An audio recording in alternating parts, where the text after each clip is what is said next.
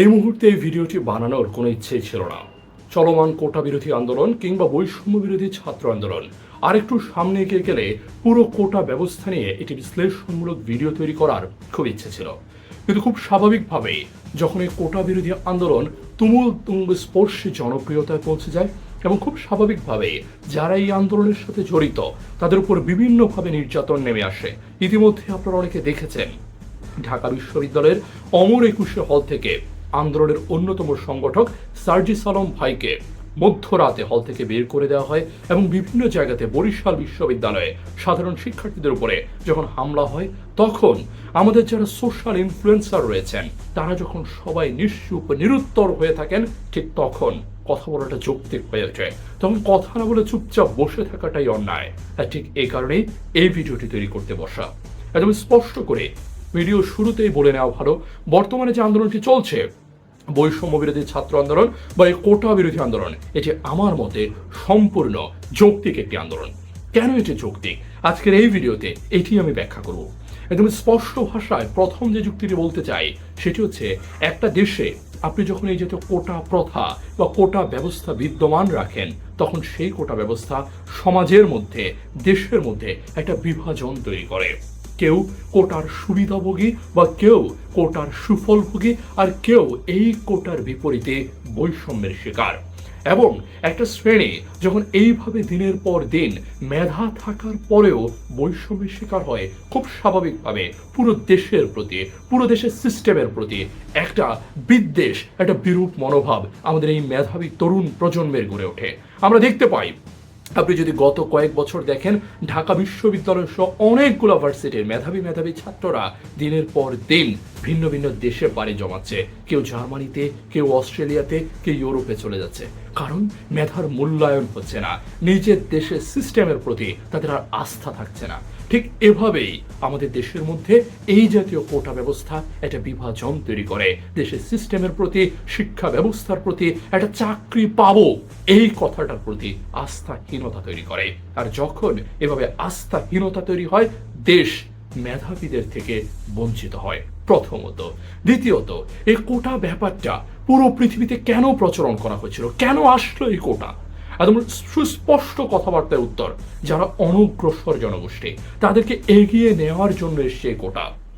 ভারতের ক্ষেত্রে লক্ষ্য করে দেখুন, ভারতে যারা দলিত সম্প্রদায়, যারা বর্ণ বৈষম্যের শিকার, তাদের জন্য কোটা দেওয়া হয়। এবং তাদেরকেও কোটা সুবিধা কিভাবে দেওয়া হয়, তাদেরকে বিভিন্ন ক্ষেত্রে একবার যদি কোটা দেয় আর কিন্তু তাদেরকে কোটা দেওয়া হয় না। অর্থাৎ আপনাকে স্কুলে আমি কোটা দিয়ে নিয়ে আসলাম, পরবর্তীতে এগিয়ে যাওয়ার দায়িত্বটা আপনার। বারবার আপনাকে কোটা দিব না, বারবার আপনাকে বিশ্ববিদ্যালয়ে ভর্তিতে কোটা দিব, তারপর চাকরিতে কোটা দিব, এরকমও না কিন্তু ব্যাপারটা।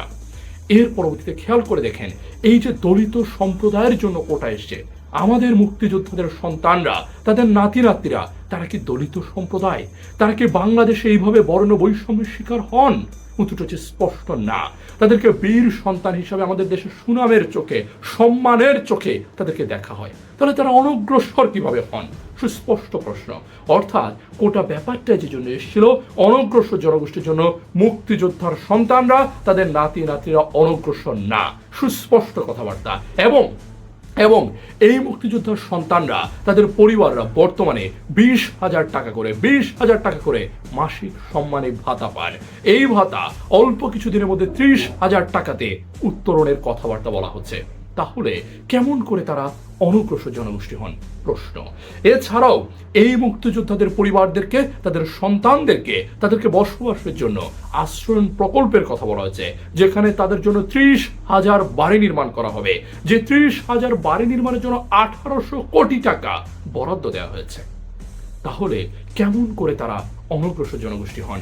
বলে রাখা ভালো, পেপার পত্রিকা থেকে সংগ্রহ করেছে, আমার নিজের তথ্য না। পেপারে বলছে ইতিমধ্যে নড়াইলে, ইতিমধ্যে মাদারীপুরে এই আশ্রয়ণ প্রকল্পের টাকা 9-6 করা শুরু হয়ে গেছে, দুর্নীতি শুরু হয়ে গেছে। এখন আমরা এগুলো নিয়ে প্রশ্ন করছি না, এমনকি আমার এই ভিডিওতেও এগুলোর প্রতি আমি কোনো প্রকার প্রশ্ন তুলছি না। মুক্তিযোদ্ধারা যুদ্ধ করেছেন, দেশ স্বাধীনের জন্য লড়াই করেছেন, তাদেরকে সম্মানসূচকভাবে এই সকল সুযোগ সুবিধা দেওয়া হোক, কোনো সমস্যা নেই। প্রশ্নটা হচ্ছে, এত সুযোগ সুবিধা প্রাপ্তির পরও আপনারা অনগ্রসর জনগোষ্ঠী কেমন করে থাকেন? এখানেই প্রশ্নটা। এছাড়া মুক্তিযোদ্ধাদের সন্তানদেরকে পড়ালেখা করার জন্য 2 জন সন্তানদেরকে শিক্ষা ভাতা দেওয়া হচ্ছে, মুক্তিযোদ্ধাদের মেয়েদেরকে বিয়ে দেওয়ার জন্য বিবাহ ভাতা দেওয়া হচ্ছে। এর পরবর্তীতে মুক্তিযোদ্ধারা অসুস্থ হলে কোনো একটা সরকারি হাসপাতালে গেলে সেখানে তাদেরকে বিনামূল্যে বা কিছুটা কম মূল্যে চিকিৎসা সেবা দেওয়া হচ্ছে, তাদেরকে 2 বার 2 ঈদে 2টা উৎসব ভাতা দেওয়া হচ্ছে।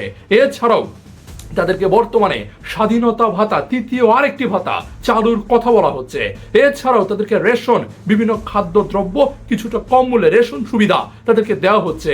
এছাড়া গণপরিবহনে তারা যখন চড়তে যান সেই গণপরিবহনে তাদেরকে কিছুটা কম মূল্যে বা কোথাও কোথাও বিনামূল্যে যানবাহনে যাতায়াত করার কথা বলা হচ্ছে। প্রশ্ন হচ্ছে, এত এত সুযোগ সুবিধা প্রাপ্তির পরও আমাদের মুক্তিযোদ্ধাদের সন্তানরা অনগ্রসর জনগোষ্ঠী কেমন করে হন? আমি কিন্তু স্পষ্ট করে বলে দিচ্ছি আবারও, আমি এই সকল সুযোগ সুবিধাগুলোর বিপরীতে একটি কথাও বলছি না। আমি শুধু প্রশ্নটা রাখছি, এত সুযোগ সুবিধা প্রাপ্তির পরও একটা জনগোষ্ঠী অনগ্রসর হয় কেমন করে? আমার সহজ প্রশ্ন।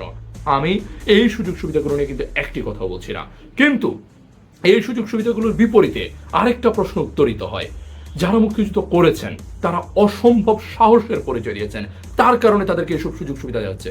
যে 30 লক্ষ মানুষ মারা গেছে, তারা তো তাদের জীবনটা বিসর্জন দিয়ে দিয়েছে। সেটা কি দেশের জন্য অনেক বড় ত্যাগ না? তাহলে তাদের সন্তানদেরকে কতগুলো সুবিধা দেওয়া হবে? প্রশ্ন। কারণ আপনি যদি 30 লক্ষ শহীদের পরিবার দেখেন তাহলে কিন্তু দেখবেন ঘুরে ফিরে বাংলাদেশের এই 7 কোটি মানুষই মুক্তিযুদ্ধের ওই সময়টা লড়াই করেছিল।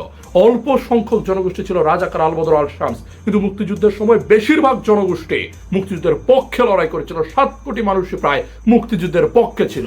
তাহলে প্রশ্নটা হচ্ছে, এইভাবে আলাদা একটা শ্রেণীকে তারা অনগ্রসর না হওয়ার পরও সুযোগ সুবিধা দেওয়ার অর্থটা কি? সুযোগ সুবিধা বলতে এখানে কোটার প্রশ্নটি বোঝাচ্ছে, স্পষ্ট করে বলা ভালো।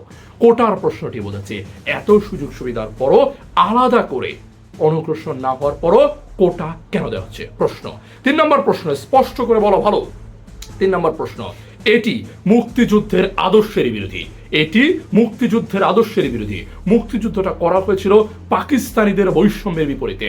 পশ্চিম পাকিস্তানিরা তারা নিজেদেরকে চাকরিতে বেশি দিত, আমাদেরকে চাকরি দিত না, পূর্ব পাকিস্তানের সন্তানদেরকে চাকরি দিত না। আর এই কারণে এই বৈষম্যের বিরুদ্ধে আমরা লড়াই করেছি।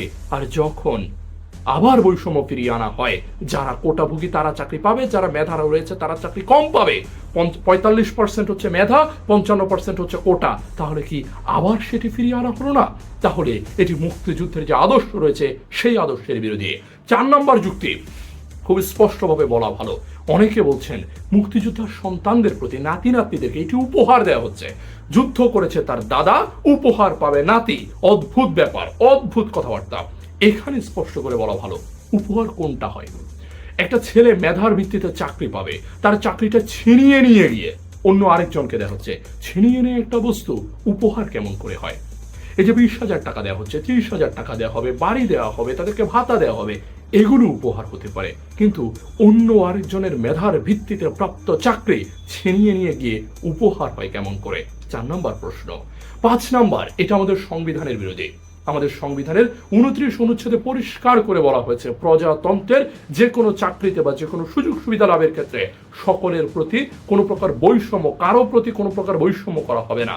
যখন এই ব্যাপারটি বিদ্যমান থাকে তখন বৈষম্য করা হয়। যদিও আমি উত্তর দিয়ে দিচ্ছি আগে, যদিও অনেকে প্রশ্ন করবেন 29(3) কতে বলা হয়েছে যারা অনগ্রসর গোষ্ঠী তাদেরকে বিশেষ সুবিধা দেওয়া যেতে পারে। আগেই বলেছি মুক্তিযোদ্ধাদের নাতি নাতনিরা অনগ্রসর জনগোষ্ঠীর নন, বরং অনেক অনেক মুক্তিযোদ্ধার নাতি নাতনি, এমনকি অনেক মুক্তিযোদ্ধাও, বেঁচে থাকা মুক্তিযোদ্ধা বলেছেন আমাদের কোটার সুবিধার দরকার নেই, বরং 71-এ যেভাবে লড়াই করেছি ঠিক একই লড়াইয়ের মন মানসিকতা নিয়ে আমার নাতি আগাবে, আমার নাতনি আগাবে, আমার সন্তান আগাবে এবং আমি এগিয়ে যাব। এটাই হচ্ছে মুক্তিযুদ্ধের সত্যিকারের প্রেরণা এবং এই প্রেরণাই বহাল থাকা উচিত।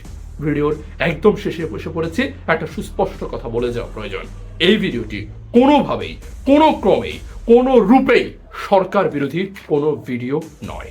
এটি সরকার বিরোধী বা সরকারের বিপক্ষে কোনো কার্যকলাপ বা কোনো ভিডিও নয়। এটি সম্পূর্ণভাবে বর্তমান যে আন্দোলনটি চলছে সে আন্দোলনটির যৌক্তিকতার পক্ষের একটি ভিডিও।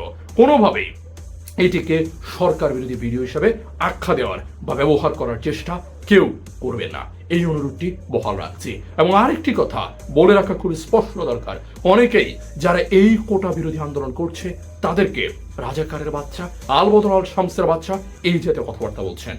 এই কোটা বিরোধী আন্দোলনে অসংখ্য মুক্তিযোদ্ধার সন্তান, নাতি নাতি রয়েছে এবং আমার নিজের পরিবারও মুক্তিযোদ্ধা রয়েছেন। এই কথা বলেই মুক্তিযুদ্ধের আদর্শের বলিয়ান হয়েই এই কোটা না থাকুক এই প্রত্যাশা থেকে এই ভিডিও শেষ করছি। সকলকে অনেক ধন্যবাদ।